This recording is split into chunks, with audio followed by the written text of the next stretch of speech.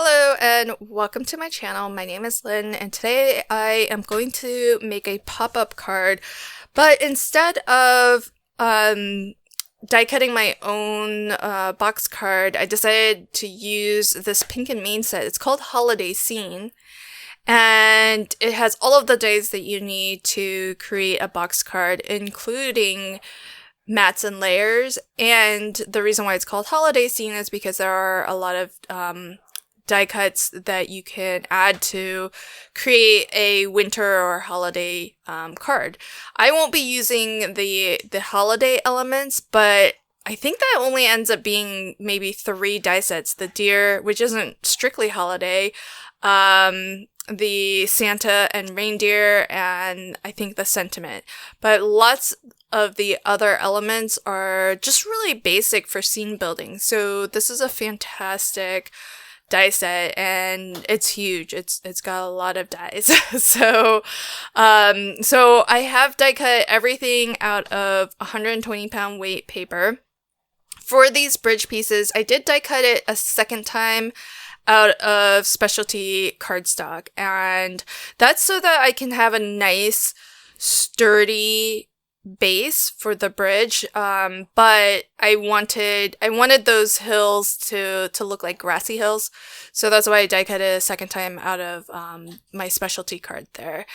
And for this piece, the brown solid color cardstock is actually a matte layer for the very front of the box card, and so I am planning on doing some white heat embossing, but instead of using clear Versamark ink, I'm going to use white pigment ink. Because it's a pigment ink, it does take a little bit longer to dry, so it gives you plenty of time to get your embossing powder onto it. But I also find that, especially on dark cardstock,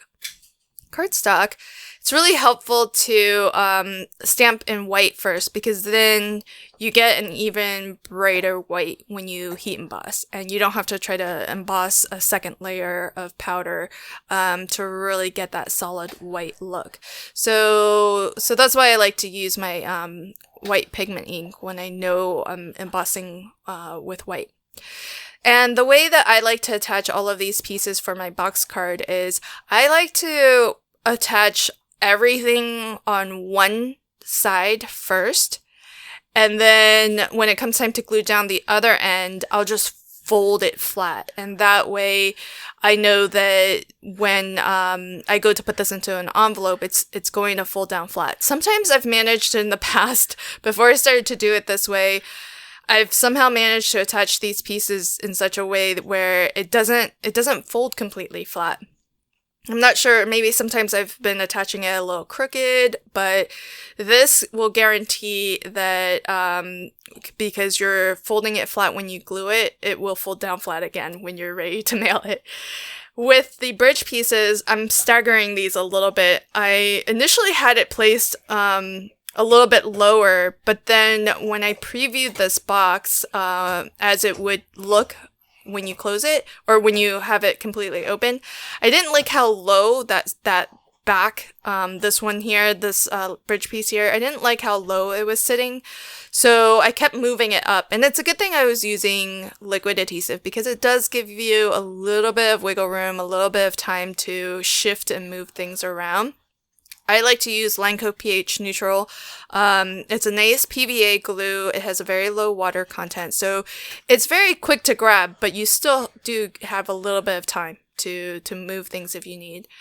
And so now that one end is completely attached, I can put glue on both glue tabs and then just fold this down flat and give it a really good burnish so that it sticks.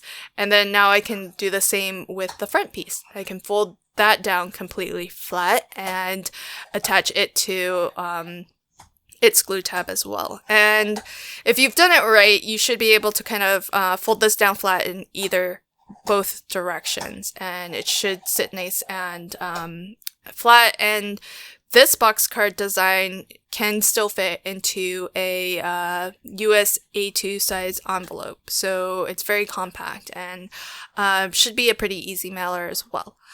So I've got all of my puppies stamped and colored and ready to go. I'm going to attach them using these little pop-up stands that I'll make. So just take some scrap 120-pound cover weight cardstock, and what I'm going to do is actually cut off some extra bits of cardstock here, and I end up layering 2 additional layers of cardstock just right at the top. And it doesn't have to be, or it really shouldn't be, the full length of the stand. The reason for those 2 extra layers of cardstock is to match the thickness of the card base and any additional mats and layers that are attached to it. That way, when I go to attach my puppy, it's going to sit nice and flush and even maybe sit a little bit further out from the front of the box card here. So that I think gives it a little bit of a cleaner look and a cleaner finish. So that's what I've done with for the additional puppies too. I've already prepared the pop-up stands so that they have that little extra bit of thickness to the top portion, the portion that's going to sit above the bridge pieces here. And that also gives me the ability to hang some portion of these puppies in front of the bridge piece, and then I can attach it from behind, and everything still looks nice and flush and has a nice level surface. So once I have my puppies attached, and normally I work from the back to the front. For some reason on this card, it just seemed easier to put my decorative elements from the front and then work my way backwards. So now I'm gonna add these little houses that do come in the Pink and Main holiday scene set. And they're going to sort of be a little bit of a backdrop. And I was figuring out how many I can actually fit across this entire stretch here. And you can fit, at least with the combination of houses that I'm using, I was able to fit 5 houses going all the way across.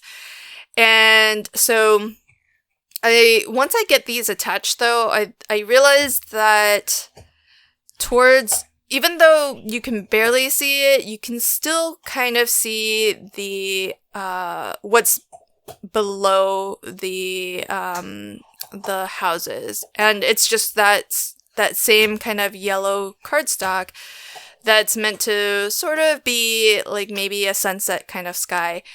And so later I'll end up actually just cutting another piece of solid color cardstock to line the bottom of these houses so that it looks like there's maybe like a street, and this is that piece there.